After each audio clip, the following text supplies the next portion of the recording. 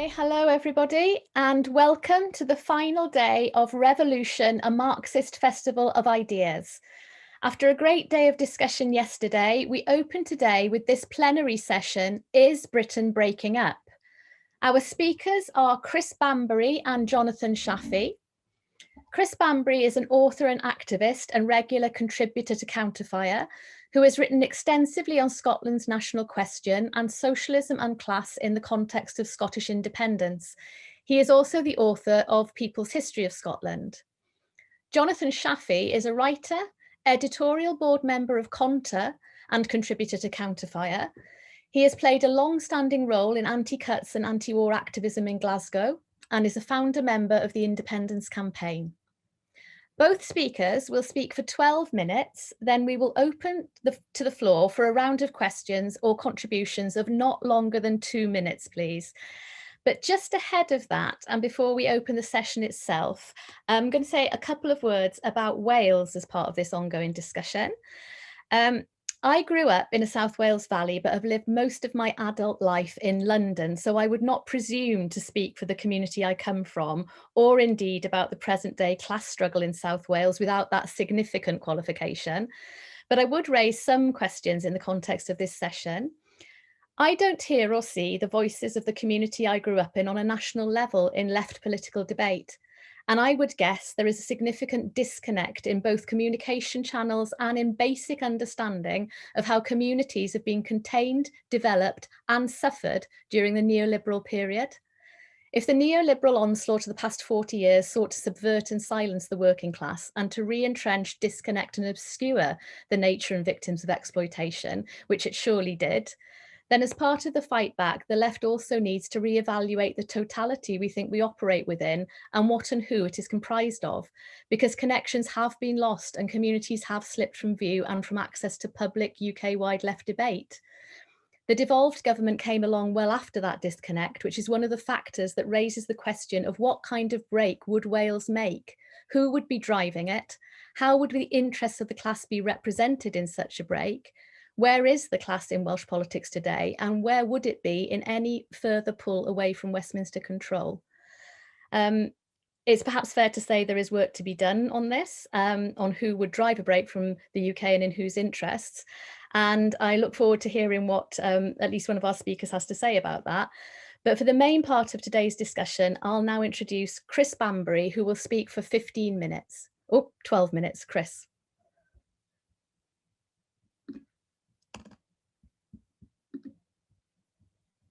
Chris, you're muted. So let's start with one unionist argument that we are all better off in the United Kingdom.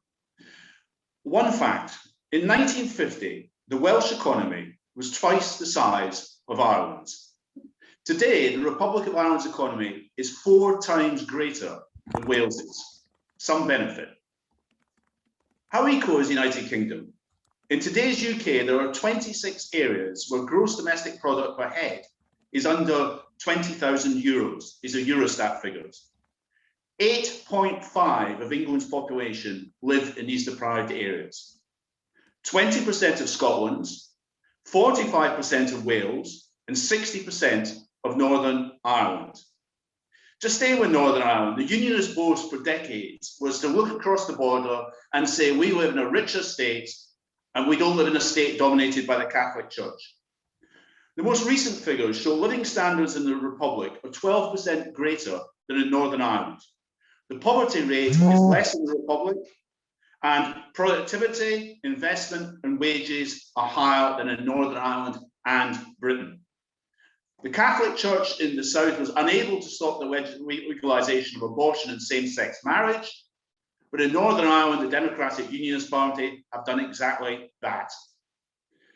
Tomorrow, the 12th of July, Northern Ireland's Orangemen will march upholding Protestant supremacy.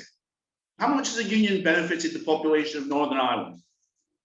Today, overall earnings in the North are 9% lower than in Britain's. But in the private sector, they earn less than £92 a week less than their British counterparts.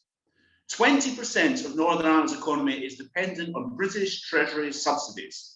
That is up 25% from the height of the Troubles. So this is during the peace process. The amount of money Britain has subsidised Northern Ireland is growing. And that explains the deep sense of unease among Unionists and Loyalists, an understanding that in London they're seen as an economic drain, a burden which can be easily dropped. And that unease, plus the Brexit deal, which put a border in the Irish Sea, is behind the recent Loyalist riots, the internal war in the DUP, and growing belief that Irish unity is going to happen in the relatively near future. Therefore, the United Kingdom fails its own people, but it fails the people of Scotland, Wales, and Northern Ireland to a greater extent.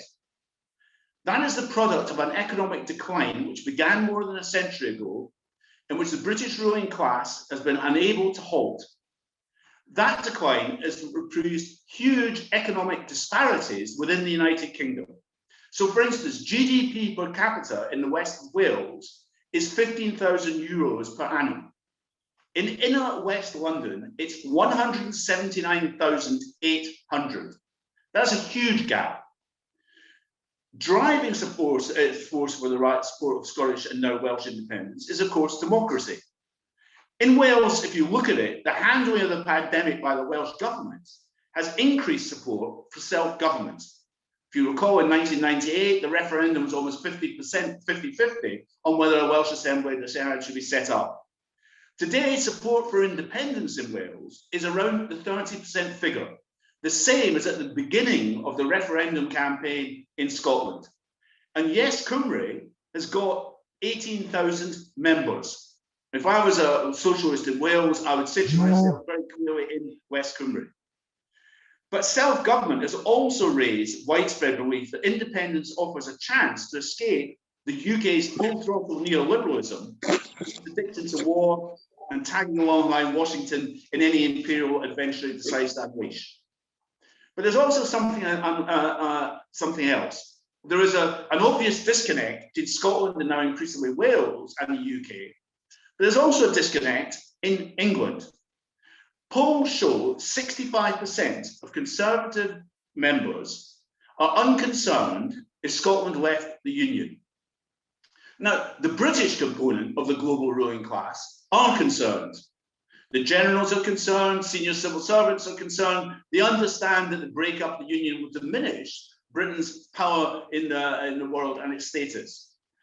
But if you look beyond that relatively small group of people, under them, the senior managers in the city, the senior managers of the hedge funds and so on, the second tier, if you like, they might play at being country gents in the Cotswolds at weekends. And while cheering on England this evening, the truth is they have no great attachment to the UK state.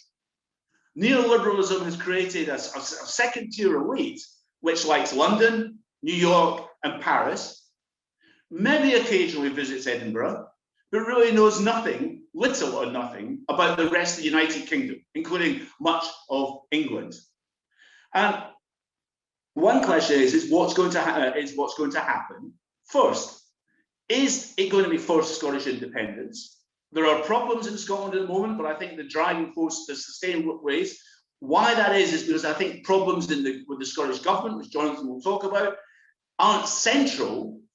It's this crisis of the British state which is driving the whole process, which drove people in Scotland under Thatcher to look to devolution as a shield from the full free market economy, and then under Blair, moving substantially across to see independence as the escape card from the United Kingdom. So what will come first, Scottish independence or Irish unity? Well, the likelihood is whichever goes first, the other will follow. And that will have knock-on effects in Wales.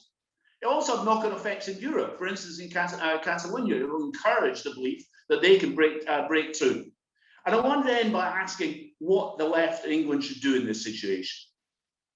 Well, faced with Boris Johnson's refusal to allow a second Scottish referendum, any referendum has to be agreed to by Westminster. We should be backing, and this is backed up by Sir Keir Starmer. I think the left in England needs to champion Scotland's right to self-determination.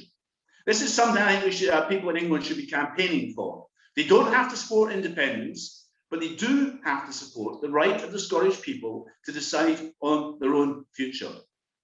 But revolutionaries, I think, should go further and should encourage the breakup of Britain by whatever means necessary, by support for Scottish independence, by support for Irish unity.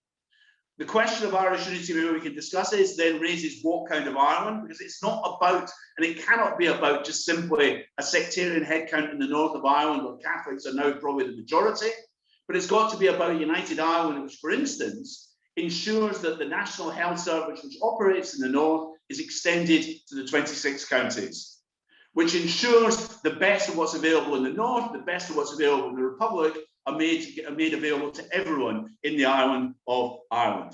But these are things I think we need to support across the globe. And I'll end in saying that I think this is a vital question for the West. The UK is disconnected. This isn't just simply a question, as I say, of what's happening in Scotland, Wales, and Northern Ireland. But there is a section now of the people who run things in Britain, in England, who really don't give a damn about what happens in Scotland, Wales, or indeed the north of Ireland. And you can kind of see that reflected in the current Boris Johnson government. So I'll stop there. Thanks very much, Chris. That was really interesting. And now we'll go straight over to Jonathan, who will speak for 12 minutes before we open to the floor. Jonathan, can you unmute yourself, please? Yeah, thanks very much, Isabel, and thanks very much to Counterfire for inviting me to speak and for putting on what's been an excellent event over the weekend. What I'm going to do with the time allotted is just to give some analysis of where the SNP are and where the independence movement is at the present moment. But to do that, I think I do need to give what is going to be a very honest analysis about the nature of the SNP leadership and the nature of the SNP. And it's really important that people in England have a real sense of this, because it can be easy, especially when you compare the kind of rhetoric that comes from Nicola Sturgeon with Boris Johnson, to make the assumption that Scotland is living in somewhere that's far more progressive, that the SNP are well to the left of centre, and actually these things aren't true. And you do require, I think, as I say, an honest and a socialist perspective on what's going on. So look, the way I'm going to do this is just to give some examples from what's going to be quite a policy heavy perspective, but I think a really important one, about what the SNP plan for independence is and how they've adopted, or not adopted, I should say, a strategy around an independence that can really start to change the nature of Scottish society. It should be said that the independence movement since 2014 has managed, relatively speaking, up until probably the last year or so, to maintain a really strong street presence. We're talking about demonstrations of over 100,000 people, the type of thing that was unable to be delivered by, for example, trade unions or other social movements. And that was held together by a network of yes groups, of local independence activists, who almost through word of mouth in a very organic way were able to produce these huge demonstrations. And these demonstrations politically were calling for the kinds of things that Chris was talking about in terms of democracy, but they're also calling for a wider social agenda as part of that move as well, which involved opposition to austerity, opposition to Trident, and these kind of core and sort of staple arguments of the independence movement. But during that process, there was another process taking place at the top of the SNP. So they, for example, handed over the development of the prospectus for an independent Scotland to Scotland's corporate lobby, to something called Charlotte Street Partners, who developed something called the Growth Commission. Now, I'm not going to go through much detail here, other than to say that this was something that George Osborne probably could have looked quite kindly on, when it talked about how you need to reduce deficits, how it would involve a level of austerity. It didn't use the word austerity, but the reality is it would involve austerity. But fundamentally, and really at the core of this document, was the idea of sterlingisation. Now, not to get too much into jargon here, but effectively what that would mean is that while Scotland would have some nominal political independence, it wouldn't have any economic independence. In other words, that the City of London, the UK financial institutions would retain the levers of control over the Scottish economy, making it very difficult to borrow, to invest, and to kind of have the kind of state intervention required, especially as we move out of a pandemic. But even before that, to recover from 10 years of austerity. Now, that policy, believe it or not, lies in direct contradiction to doing something like rejoining the European Union. Because, of course, to do that, you need your own independently run central bank. And I should just say, incidentally, on the question of Brexit, that the SNP have spent the years of the Brexit crisis, instead of prosecuting an argument for independence, they developed a position which was opposition to Brexit. And that involved linking up with Lib Dems and other parts, including parts of the Labour right of Westminster. And effectively, they became a party of the Westminster establishment who opposed Brexit. And in doing so, they called for a second referendum. They backed the People's Votes campaign, which is a kind of contradiction in terms if your argument to get independence is based on a referendum, to then go about calling for a referendum result to be overturned in the country next to you, I think would raise all kinds of problems. But they've wasted a whole number of years on that, and they've had a bad policy prospectus as a result of that as well. Let's speed up to the pandemic. During the pandemic, during the first 4 or 5 months of the COVID crisis, they brought together a group of people to plan what they called an economic recovery group. Now this, just to give you an impression, if Charlotte Street Partners and the corporate lobby weren't bad enough, was headed up by the chief executive of Scotland's largest landowner, the Duke of Buccleuch. And this economic prospectus went one further than sterlingisation, because it was a prospectus that was based entirely on devolution and was very mainstream, mainstream in the sense that it was neoliberal, backed by the usual suspects of Scottish capitalism. So compare that to the kind of rhetoric that you see the SNP talk about when they talk about this idea they want a fairer society, they want a more equal society, all of these kinds of things. But when it comes to actual policy, they are absolutely aligned with neoliberalism and absolutely aligned with the political establishment. I want to then just speed up again, because more recently they have brought together a new group of economic advisors, which is meant to outline a policy for economic recovery for the next 10 years. Now, it'll be very interesting to see if that plan is based on the devolved settlement or if it's based on independence. I have to say that I think it will be based on the former, not least because one of the key advisors to this new group is someone who has played a key role as part of the British state and has played a key role as part of the referendum. His name is Sir Nick Macpherson.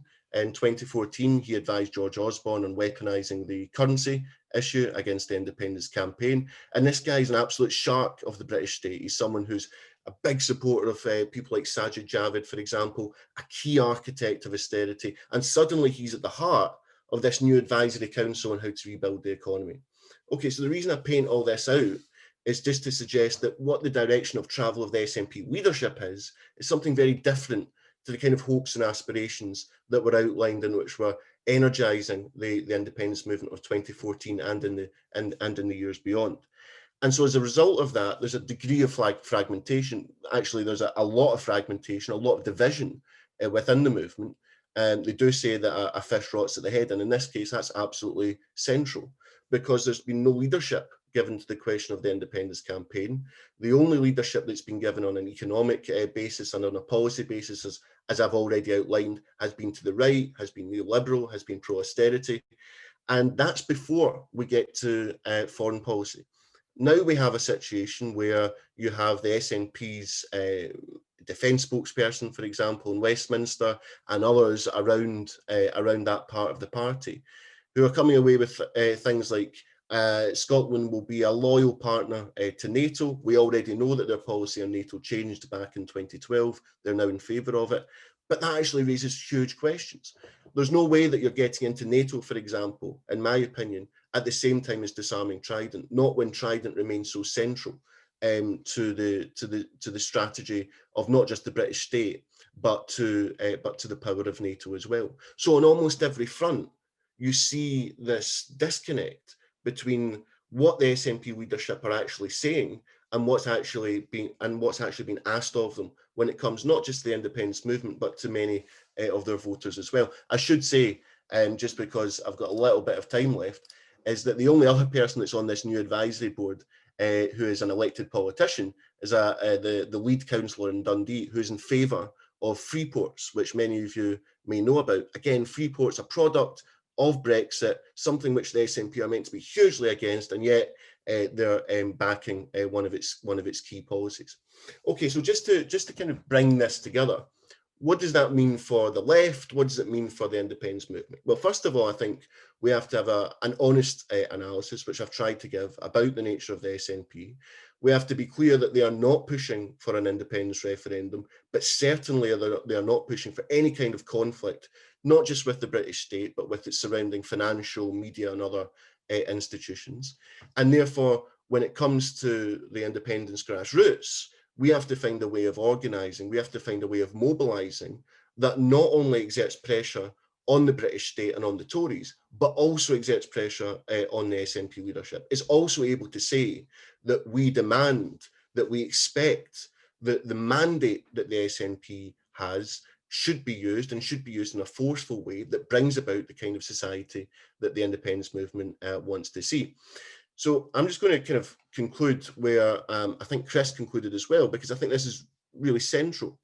This project, the independence project, is in a new phase.